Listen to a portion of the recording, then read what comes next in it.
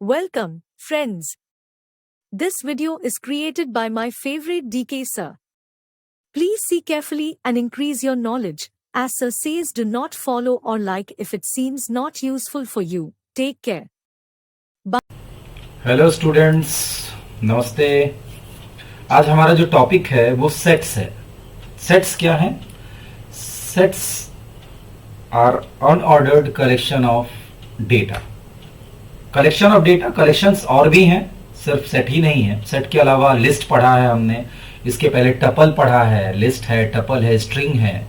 ये सब कलेक्शन है डेटा के। डिक्शनरी भी कलेक्शन है। इनमें से कुछ ऑर्डर्ड है, कुछ अनऑर्डर्ड है। जैसे कि लिस्ट आपका ऑर्डर्ड सेट ऑफ कलेक्शन है, टपल जो है ऑर्डर्ड सेट ऑफ कलेक्शन है, स्ट्रिंग जो है ऑर्डर्ड सेट ऑफ कलेक्शन है। क्यों? क्योंकि एक ऑर्डर में होते हैं, 0 1 2 3 4 इंडेक्सिंग होती है इनकी, इसके हिसाब से ये ऑर्डर्ड होते हैं। कौन किसके बाद होगा ये क्लियर होता है पहले से। Dictionary ordered set of collection नहीं कहा जाएगा, क्योंकि इसमें पहला इंडेक्स हो सकता है कि पहला जो की और वैल्यू के पेयर में होती है वैल्यू स्टोर, हो सकता है कि पहला 2 हो की और अगला पेयर जो की है वो 1 हो। मतलब ऑर्डर्ड सेट नहीं कहा जाएगा उसको। तो फिलहाल ये अनऑर्डर्ड क्यों कहा जाता है? क्योंकि इसके अंदर जो वैल्यूज हैं वो किस ऑर्डर में होंगी ये निश्चित नहीं है। जैसे नॉर्मली सबसे पहले हम देखते हैं सेट को डिक्लेयर कैसे करेंगे। हमने लिखा इक्वल्स टू, ये बड़े से आपको याद होगा। नॉर्मली हम लोग इसका इस्तेमाल करते हैं डिक्शनरी को डिक्लेयर करने के लिए, लेकिन सेट को डिक्लेयर करने के लिए भी पाइथन 2.7 के बाद हम इसका इस्तेमाल कर सकते हैं। उसके पहले क्या करते थे इस पर बाद में चर्चा होगी। पहले अभी क्या कर सकते हैं वो देखते हैं। जैसे हमने लिखा 22 अजय 93.14, ठीक है। मल्टीपल डेटा आइटम्स हमने स्टोर किए, उसके बाद हम प्रिंट कर रहे हैं ए को। तो नॉर्मली इस समय सेट में जो वैल्यूज हैं वो इस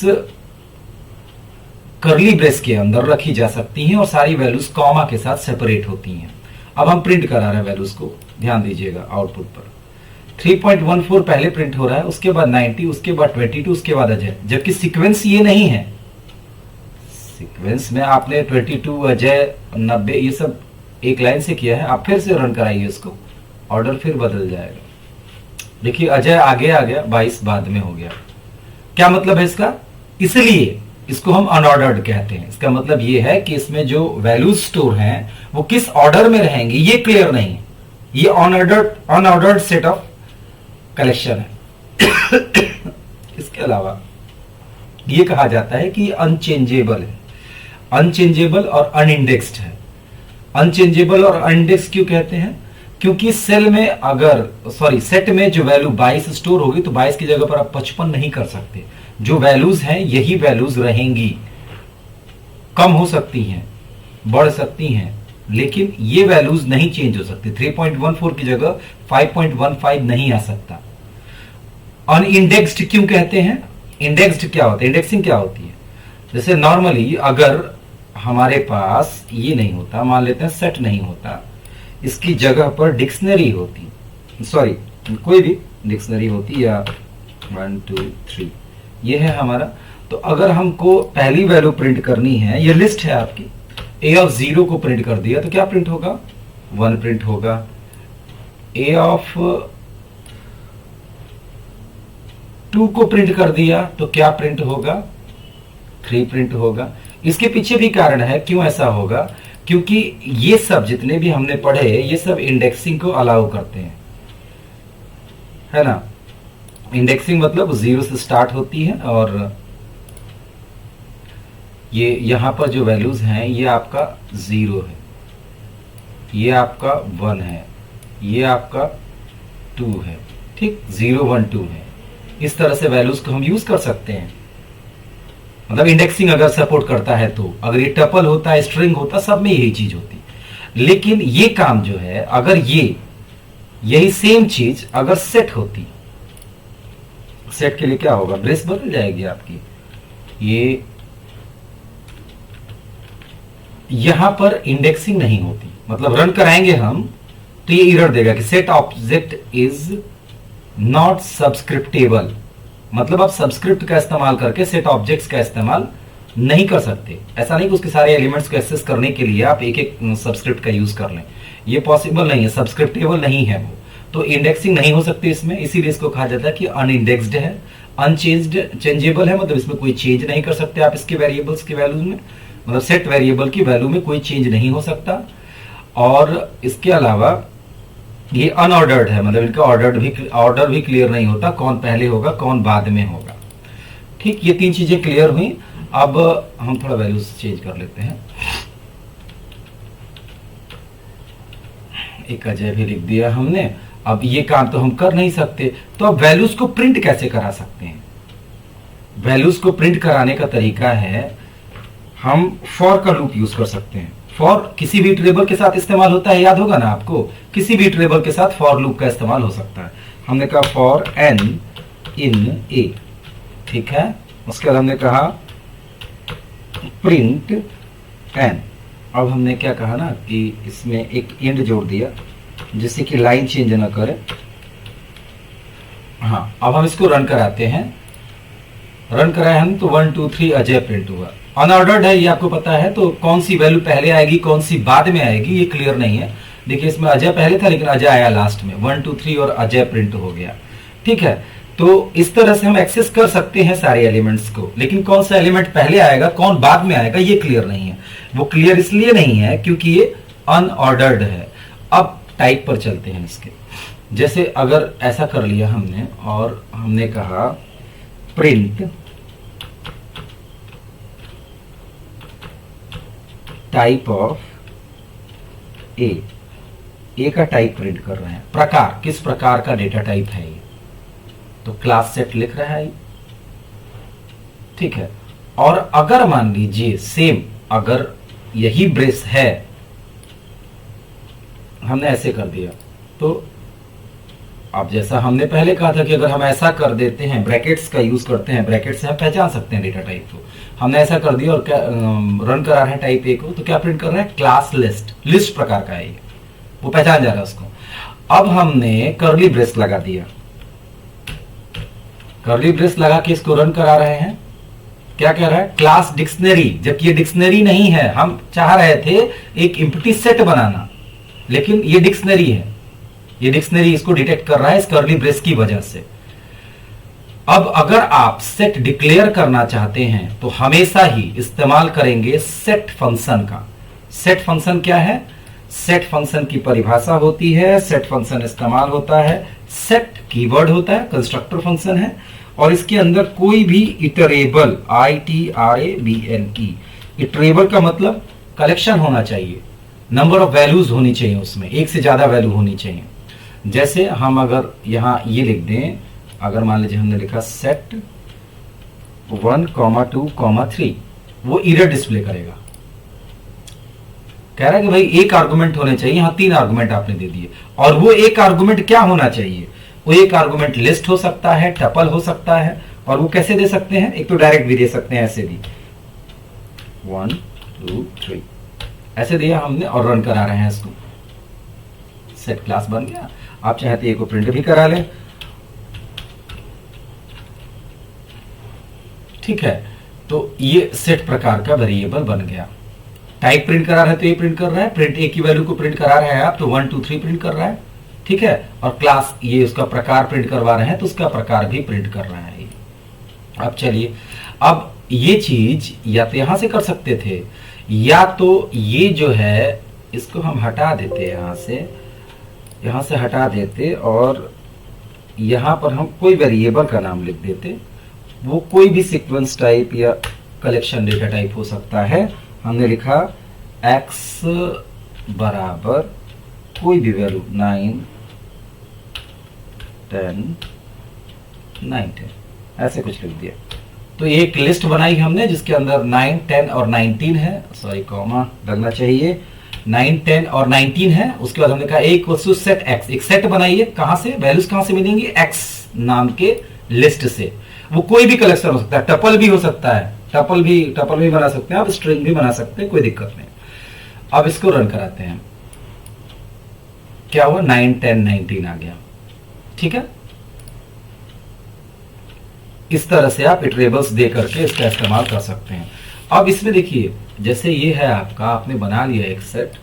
अब इसके साथ हम और सारे ऑपरेटर्स यूज कर सकते हैं। जैसे हमने लिखा लेन प्रिंट ऑपरेटर्स फंक्शंस इस्तेमाल किए जा सकते हैं। हमने लिखा प्रिंट 1 इन ए।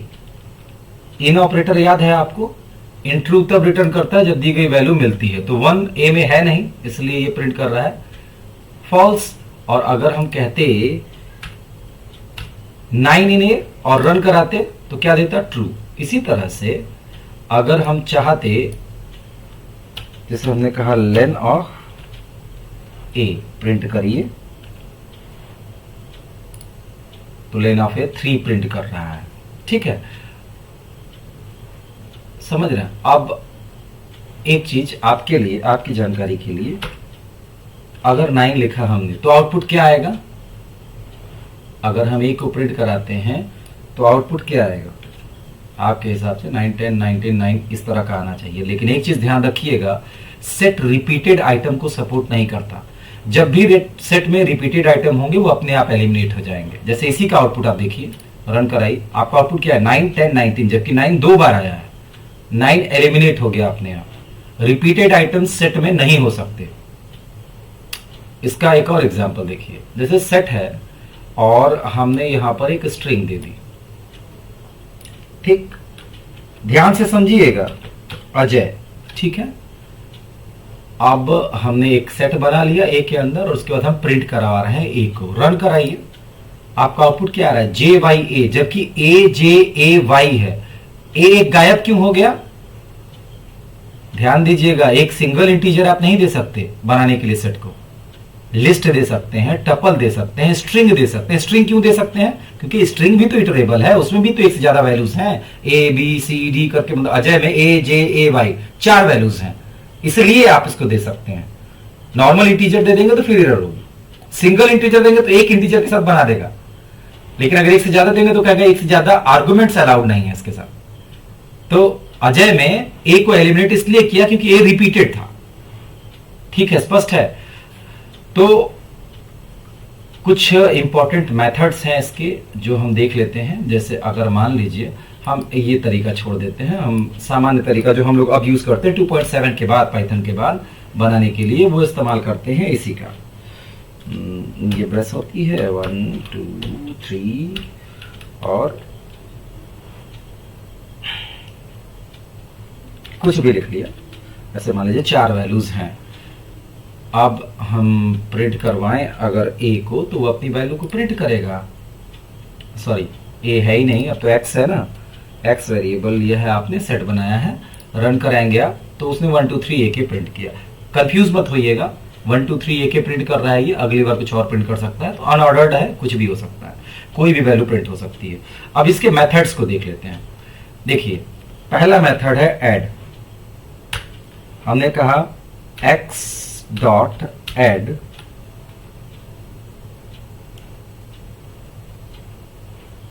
फाइव, ऐसे डायरेक्ट कर दिए x डॉट एड 5 और फिर रन कराना है इसको। आउटपुट क्या आ रहा है? 1 2 3 5 AK के पहले जुड़ गया। ठीक है, अब देखिए दोबारा उसी को रन कर रहे हैं तो 1 2 3 AK 5, मतलब वो एलिमेंट जो आप जोड़ रहे हैं वो लास्ट में ही जुड़े, ये जरूरी नहीं है। क्यों? क्योंकि ये अनऑर्डर्ड सेट ऑफ कलेक्शन है, अनऑर्डर्ड है। ये कौन सी वैल्यू कहां जुड़ेगी, कहां से रिमूव होगी, ये पक्का नहीं है। अब कई बार ऐसा भी पूछा जाता है म्यूटेबल है, इम्यूटेबल है। म्यूटेबल मतलब जिसके अंदर सुधार कर सकते हैं, इम्यूटेबल मतलब जिसमें सुधार नहीं कर सकते।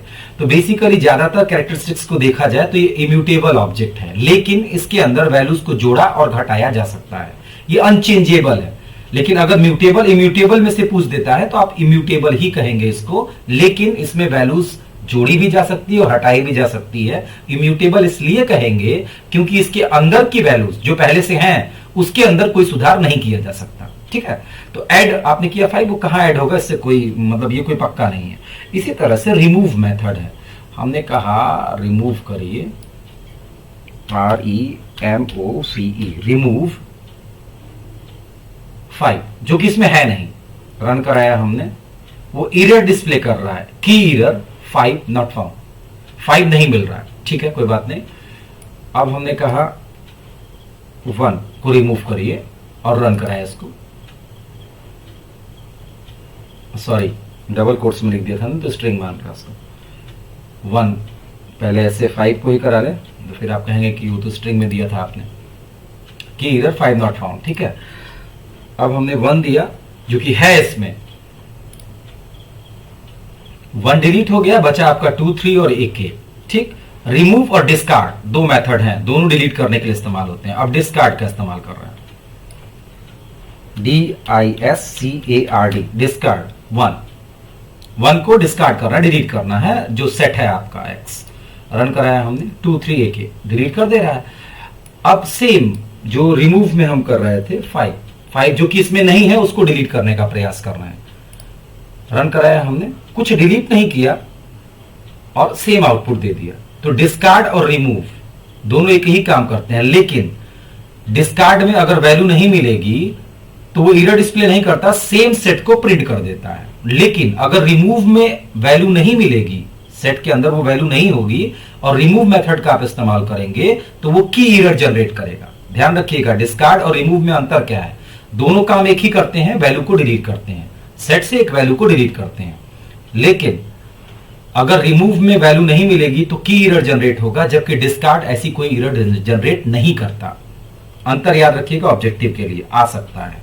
अब इसके बाद आते हैं पॉप मेथड पर।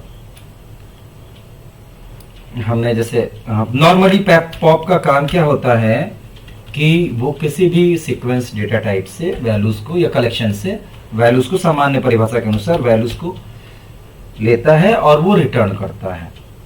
हमने कहा x डॉट पॉप, x से एक वैल्यू पॉप करिए और m के अंदर लाइए और उसको प्रिंट कर दीजिए। रन कराया हमने, आउटपुट क्या रहा है, AK, लास्ट वाली वैल्यू है। फिर रन कराया हमने, अब आउटपुट क्या है, 1। मतलब कौन सी वैल्यू ये निकाल कर देगा ये पक्का नहीं है। अगर आपसे कोई पूछता है कि वैल्यू कौन सी पॉप रिमूव करेगा, क्या आखिरी वैल्यू रिमूव करेगा हमेशा, तो ऐसा कुछ नहीं है। ये किसी भी वैल्यू को रिमूव, रैंडमली किसी भी वैल्यू को रिमूव कर सकता है, क्योंकि फिर वही बात कि अनऑर्डर्ड सेट ऑफ कलेक्शन है, इसमें ऑर्डर्ड सेट नहीं है कौन सी वैल्यू लास्ट में रहेगी कौन सी वैल्यू पहले रहेगी, इसलिए ये किसी भी वैल्यू को डिलीट कर सकता है। अब आते हैं अपडेट मेथड पर। अपडेट मेथड में क्या होता है कि जैसे x है एक और एक y है, ठीक है। हमने लिखा y, वो भी सेट ही है, y भी हमने 3, 4, 5 ऐसे करके 3 वैल्यूज हैं उसमें, और हमने कहा x डॉट अपडेट, x को अपडेट करिए किसकी वैल्यू से, y की वैल्यू से, ठीक। उसके बाद x को प्रिंट कर रहे हैं। इसका मतलब क्या है, x dot update y, x के अंदर सभी वैल्यूज y की जुड़ जाएंगी। तो इसमें 1, 2, 3 हम ये क्या हटा देते हैं, थोड़ा छोटा कर देते हैं इसको जिससे समझने में आसानी हो।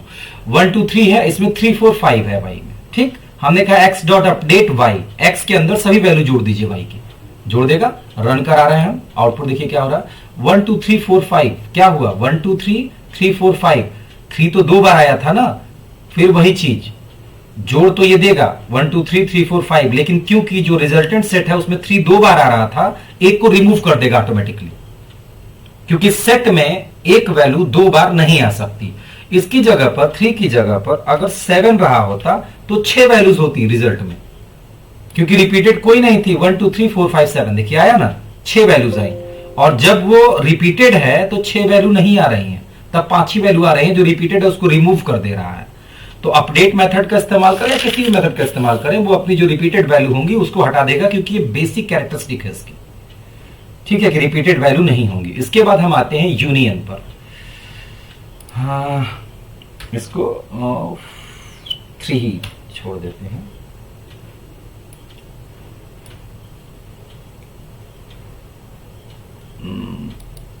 एक यूज सेट वेरिएबल ले लेते हैं, उसके बाद हमने लिखा इक्वल्स टू एक्स डॉट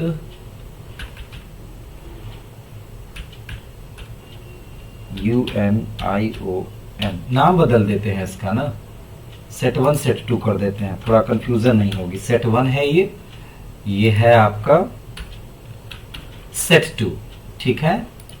ये सेट वन को हम कह रहे हैं कि इसका यूनियन निकालिए किसके साथ, सेट टू के साथ। और प्रिंट क्या करा रहे हैं, यू सेट के अंदर स्टोर करा रहे हैं, तो यू सेट को प्रिंट करवाते हैं।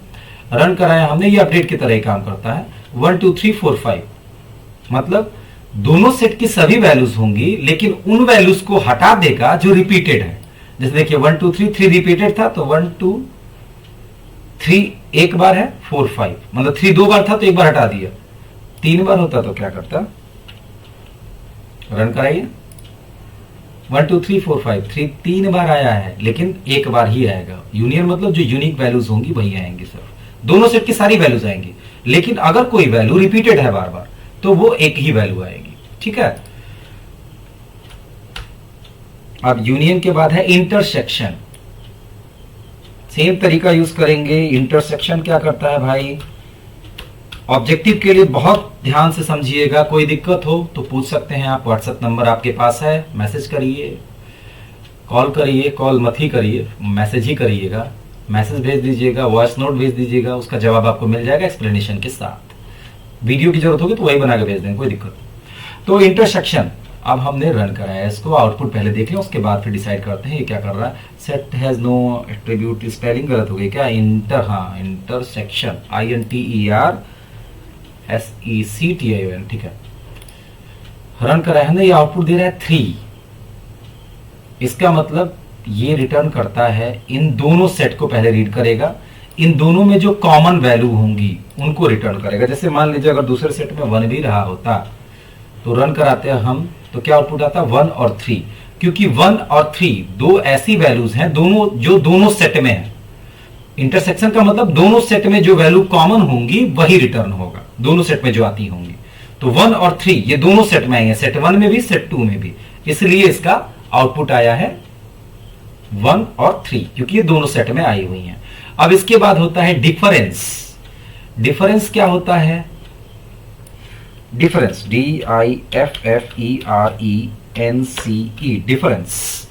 डिफरेंस क्या करता है, पहले सेट की वो वैल्यूज जो सेकंड सेट में आई हैं वो नहीं डिस्प्ले होंगी, इसके अलावा सारी वैल्यूज प्रिंट होंगी। रन कराया हमने अगर इसको तो 2 आया, तो 1 2 और 3 है, ठीक है। पहले देखिए 1 आया है क्या, 1 आया है तो ठीक है, 1 को छोड़ देगा। 2 अगले सेट में आया है, नहीं आया है तो 2 प्रिंट होगा। 3 अगले सेट में आया है इसलिए नहीं प्रिंट होगा। तो इसमें बचा क्या, सिर्फ 2 को प्रिंट करेगा। ये अगले सेट में कितनी वैल्यूज हैं इससे कोई फर्क नहीं पड़ता, आपको सिर्फ डिफरेंस करते समय फर्स्ट सेट की वैल्यूज जितनी हैं उनको देखना होगा और ये डिसाइड करना होगा कि फर्स्ट सेट की वैल्यू कौन सी वैल्यू अगले सेट में आई है। जो वैल्यू अगले सेट में नेक्स्ट सेट में आई होगी जिससे डिफरेंस निकाल रहे हैं आप, वो नहीं डिस्प्ले होगी या वो रिटर्न नहीं होगी। बाकी ऐसी वैल्यूज जो सेकंड सेट में नहीं आई हैं वो डिस्प्ले होगी, ठीक है। क्लियर है, अगर कोई दिक्कत होगी तो तरीका जानते हैं आप। इसके बाद हमने कहा, और दूसरे पे चलते हैं, इसको हटाते हैं। एक क्लियर है, अगर हमने कहा set1.clear क्लियर और रन कराया और उसके बाद set1 को प्रिंट कर रहा है, इसका काम आप जानते हैं, वो पूरा क्लियर कर देता है। ये लिस्ट में भी था, रन कराइए।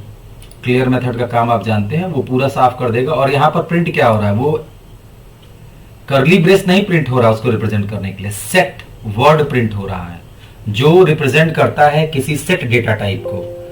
सेट डेटा टाइप को कर्ली ब्रेस रिप्रेजेंट नहीं करता।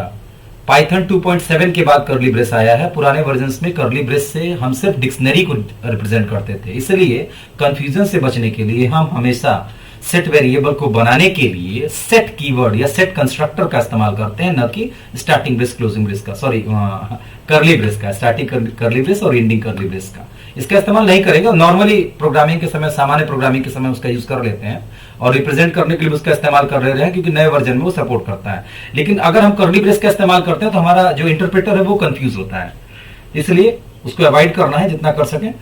और बाकी देखिए क्लियर में क्या हुआ कि ब्लैंक हो गया, वो उसके जितने भी एलिमेंट्स थे सब मिट गए, तो वो प्रिंट हो रहा है। अगर ये वो रहा होता, अगर लिस्ट रही होती तब भी तो यही काम होता।